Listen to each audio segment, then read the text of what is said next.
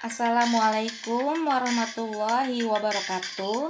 Halo anak-anak, apa kabar semuanya? Sehat-sehat ya? Dan itu yang Ibu harapkan. Semoga kalian tetap sehat dan tetap semangat. Nah, untuk kali ini kita kembali belajar masuk ke bab 3, yaitu tentang klasifikasi materi dan perubahannya. Nah, untuk lebih tahu lagi, apa sih sebenarnya materi? Nah, materi itu adalah sesuatu yang mempunyai massa dan dapat menempati sebuah ruang. Lalu, berdasarkan wujudnya seperti apa? Nah, wujudnya adalah benda padat, benda cair, dan gas. Nah, contohnya seperti apa? Kalau zat padat, contohnya adalah batu, logam, baja. Zat cair contohnya adalah air, minyak, bensin. Gas adalah contohnya asap, udara, dan uap. Nah, benda-benda tersebut juga mengalami suatu perubahan yang khas sesuai karakteristik benda-benda tersebut. Perhatikan perubahan wujud pada benda tersebut.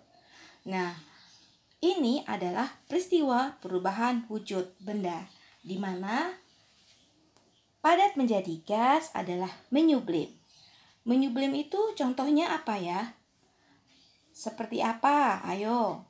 Menyublim itu adalah seperti kapur barus yang dibiarkan di lemari dan akan habis menguap. Kemudian contohnya gas kepadat. Contohnya mengkristal. Apa itu mengkristal? Contoh mengkristal yaitu seperti lubang knalpot yang menjadi hitam dan mengering karena gas CO2. Kalau kalian melihat motor kalian, itu di lubang knalpot itu hitam warnanya dan banyak hitam-hitam itu namanya jelaga ya. Nah, itu adalah gas CO2 yang kemudian menjadi padat mengkristal. Nah, kemudian peristiwa apa lagi? Yaitu ciri khas dari gas ke cair itu mengembun. Mengembun itu adalah munculnya titik-titik air pada daun tumbuhan di pagi hari. Kalau kalian melihat embun, nah itu mengembun. Nah, kemudian menguap dari cair ke gas. Contohnya apa kalau menguap? Iya, pinter. Kalau kalian masak air bisa. Atau bensin yang dibiarkan di udara terbuka. Makanya kalau kalian isi bensin, buru-buru ditutup kan motornya karena dia takut menguap. Itu namanya peristiwa penguapan. Atau kalian jemur baju dari basah ke kering bisa. Nah, kemudian peristiwa apa lagi perubahan wujudnya? Yaitu dari cair ke padat. Apa itu cair ke padat? Nah, itu namanya membeku. Contohnya air yang dimasukkan ke kulkas atau batu es ya. Kalau kalian pernah bikin batu es untuk buka puasa atau tiap harinya, atau juga membuat agar-agar dari air panas, kemudian didiamkan mendingin dan dia akan membeku. Nah, kemudian peristiwa padat ke cair, apa itu? Iya, pintar, mencair. Contohnya apa? Yaitu es batu mencair. Atau kalau kalian mau membuat kue mentega, kalian cairkan di wajan. Nah, itu akan mencair juga. Nah, dari perubahan wujud benda ini, itu akan terjadi peristiwa apa lagi? Pada saat zat menerima kalor atau menguap, pada saat zat menerima kalor atau menyerap kalor, maka zat tersebut akan mengalami kenaikan suhu dan perubahan wujud. Yang tadi misalnya mencair, menguap, menyublim. Nah, itu namanya menyerap atau menerima kalor. Perhatikan tanda merah. Panah merah itu mencair, menguap, dan menyublim itu adalah menyerap kalor atau menerima kalor. Di mana pada saat zat menerima kalor atau menyerap kalor, maka zat tersebut akan mengalami kenaikan suhu dan perubahan wujud. Nah, bagaimana dengan melepaskan kalor? Sedangkan ketika zat melepaskan kalor, zat tersebut akan mengalami pendinginan dan perubahan wujud. Nah, perubahan wujud zat yang disertai pelepasan kalor itu adalah peristiwa apa? Yang tanda biru itu panahnya, yaitu membeku, mengembun, dan mengkristal. Nah, peristiwa mengembun atau embun pada daun yang terlihat di pagi hari, kalau kalian pernah bangun pagi, keliling jalan, kemudian kalian melihat embun, itu sebenarnya adalah uap air yang menjadi air karena suhu udara yang dingin pada malam hari. Nah, seperti itu ya anak-anak ya. Jadi perubahan benda dari cair ke gas, gas ke padat atau padat ke cair. Nah, itu mengalami perubahan wujud benda yang dapat kita lihat peristiwanya sehari-hari. Kemudian, bagaimana perbedaan zat padat, zat cair, dan gas?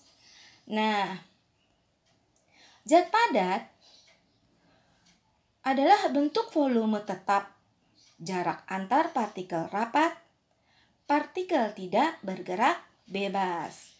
Kemudian, zat cair adalah volumenya tetap, bentuk sesuai tempat, jarak partikel lebih renggang, partikel bergerak bebas, tapi terbatas. Nah, bagaimana dengan gas? Gas adalah bentuk dan volume tidak tentu. Jarak partikel sangat renggang, partikel bergerak sangat bebas. Nah, perhatikan itu. Benda padat seperti itu, cair seperti itu, dan gas juga seperti itu.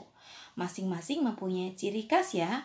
Nah, kemudian bagaimana penggolongan klasifikasi materi? Nah, kalau kalian lihat bagian ini, materi itu dibagi dua ya, zat tunggal dan campuran. Jadi kita selesai sudah mempelajari tentang bagaimana wujud gas.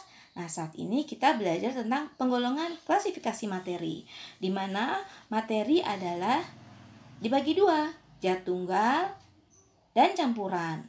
Nah, zat tunggal dibagi lagi menjadi unsur dan senyawa. Kemudian campuran dibagi campuran homogen dan heterogen. Nah, kita bahas dulu ya satu-satu apa itu unsur. Unsur adalah zat tunggal yang tidak dapat dibagi lagi menjadi bagian yang lebih sederhana dan tetap mempertahankan karakteristik aslinya. Nah, contoh unsur di alam adalah unsur logam. Nah, unsur logam itu contohnya emas. Nah, kalian pernah lihat emas ya, itu unsur logam. Kemudian besi. Nah, besi. Kemudian seng. Nah, pernah lihat lah ini setiap harinya seperti apa. Nah, itu adalah unsur logam. Nah, kemudian ke unsur non-logam. Unsur non-logam itu ada karbon, nitrogen, oksigen, dan karbon ya. Karbon dioksida itu gas. Nah, kemudian bagaimana pada saat dulu peneliti John Jacob Berzelius itu menggolongkan setiap unsur dilambangkan dengan satu huruf. Jadi setiap unsur dilambangkan dengan satu huruf, yaitu satu huruf awal dari nama latinnya. Ini untuk mempermudah ya menurut John Jacob Berzelius. Nah, huruf awal ditulis dengan huruf kapital atau huruf besar. Unsur-unsur yang memiliki huruf awal sama diberikan satu huruf kecil dari nama unsur tersebut. Ini semua untuk memudahkan kita, setiap unsur berbeda. Jadi kalau besar dan kecil nggak boleh dua-duanya besar. Jadi kalau ada unsur satunya besar, huruf besar, belakangnya kecil. Ya, nah seperti itu. Nah sekarang contohnya seperti apa? Contoh penulisan lambang unsur. Contoh penulisan lambang unsur, klorin, Cl, C-nya besar, L-nya kecil. Kemudian nitrogen, karena dia sendiri, N-nya besar, nitrogen. Kemudian O, oksigen. Kemudian Ba atau barium. Nah, kemudian S atau sulfur, belerang ya.